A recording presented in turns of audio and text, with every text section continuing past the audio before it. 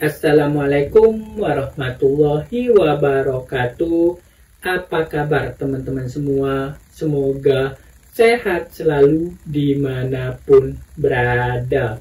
Nah, di konten kali ini saya akan membahas tentang pola atau rawatan dasar burung murai batu supaya nanti burung murai batunya saat dewasa dia main enak, dia main mewah, main durasi, mau ke event-event latbar, latpes, event maupun nasional, nanti dia akan bagus. Nah, di sini kita harus menguasai dasar-dasarnya, apa yang penting untuk burung murai batu supaya nanti kita merawatnya ini dari misalkan dari lolohan ataupun dari umur 1 bulan, 2 bulan, itu nanti akan bagus. Nah, di situ kita harus mempunyai rawatan, jangan rawatan asalan. Kalau misalkan rawatan asalan, nanti akan percuma, tidak akan mendapatkan hasil yang wah. Nah, di sini untuk sebelum kita merawat pola dasar yang harus terbentuk, yang pertama itu kita harus memilih dulu teman-teman semua. Memilih burung murai batunya itu terserahlah teman-teman semua. Yang penting feelingnya itu, wah ini burung murai batunya akan bagus, akan mewah kalau misalkan pola dasar ini terpenuhi.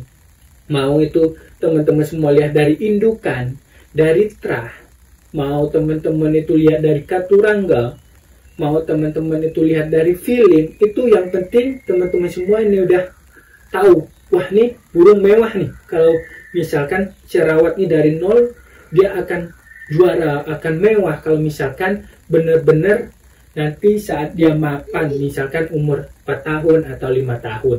Nah, di sini sebelum kita menuju 4 tahun atau 5 tahun, kita harus merawat dulu kan burung murai batunya. Nah, di sini rawat dasar yang harus terpenuhi untuk mencapai burung murai batu yang mewah. Yang pertama, itulah kondisinya. Kondisi burung murai batu harus fit.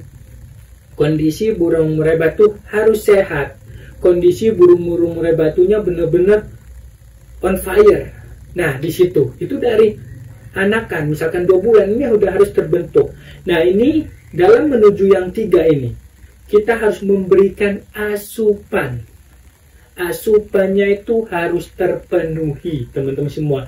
Dan juga misalkan asupannya mau menggunakan fur, mau menggunakan ekstra puding jangkrik, kroto, belalang, atau ulet Hongkong, atau ulet kandang, dan sebagainya. Yang penting asupannya terpenuhi dan beragam-ragam. Nah, kenapa terpenuhi dan beragam-ragam? Karena terkadang ada kandungan yang di dalam jangkrik tidak ada di dalam kroto. Ada yang di kroto tidak ada di dalam jangkrik. Ada yang jangkrik tidak ada di dalam ulet Hongkong.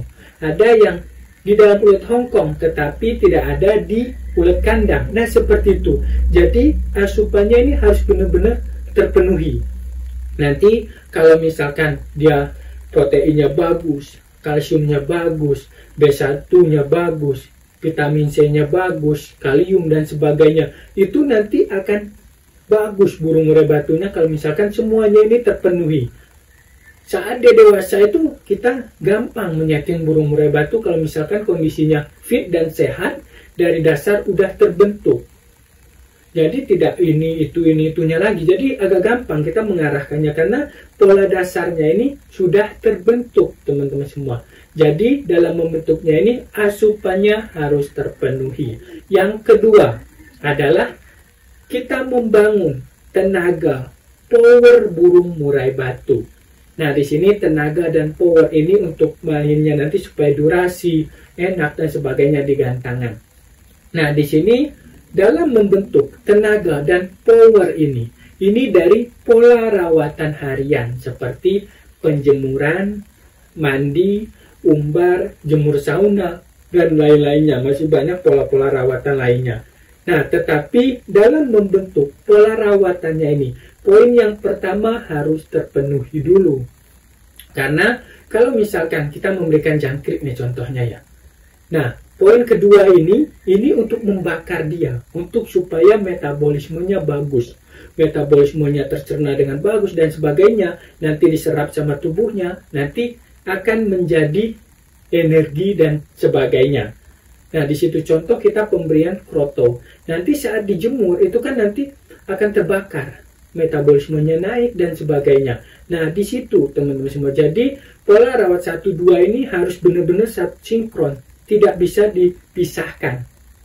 Nah, kalau misalkan kita cuma memberikan ekstra puding saja beragam-ragam, tetapi tidak pola rawatan jemur, umbar dan sebagainya, itu nanti percuma. Bisa burung murai batunya ngelemak karena tidak terbakar dengan metabolisme yang bagus, metabolisme yang baik. Itu tidak terbakar sama tubuhnya.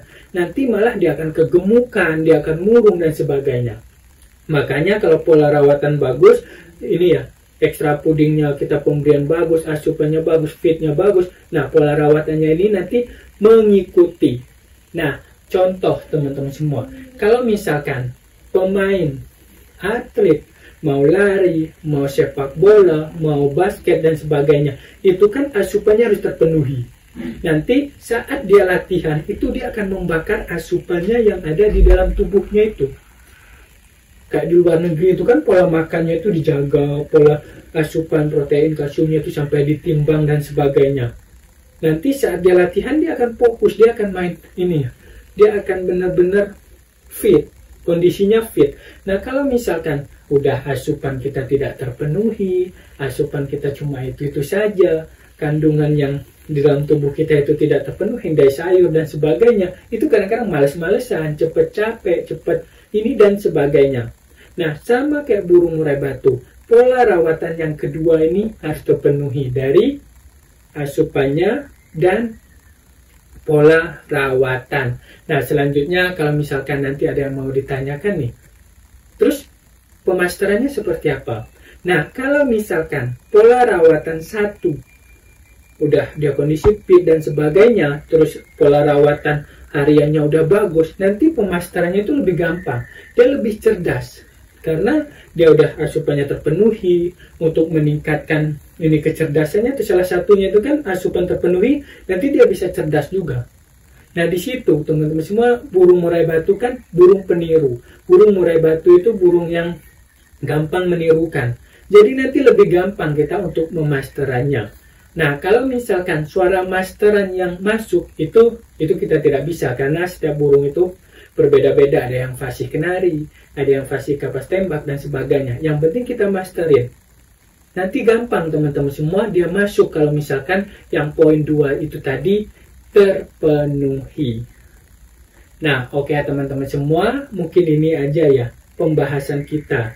Jadi kalau misalkan teman-teman semua mau merawat atau memelihara burung murai batu dari nol, harus diperhatikan 2 poin itu supaya nanti burung murai batunya mewah, burung murai batunya juara.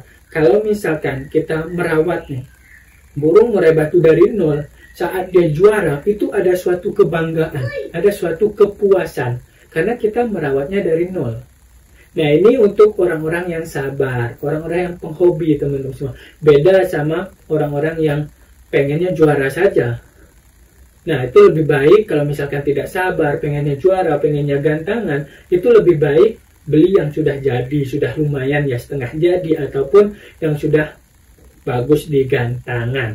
Nah, ini yang poin 1-2 itu tadi untuk orang-orang yang penghobi, yang mau merawat dari nol, yang sabar, benar-benar pengen burung murai batunya dari nol nanti menuju ke mewah. Oke teman-teman semua, kalau misalkan ada yang mau ditanyakan, silahkan komen di dalam kolom komentar di bawah ini, ataupun mau mengasihkan saran, Om harus begini nih kontennya supaya bagus. Dan juga kalau misalkan mau menanyakan, Om bahas ini dong, nah itu bisa juga di kolom komentar. Dan kalau misalkan mau menanyakan secara detail, silahkan WhatsApp saya, nomornya ada di deskripsi. Nah, di sini teman-teman semua, saya sharing tentang pengalaman saya, garis besarnya.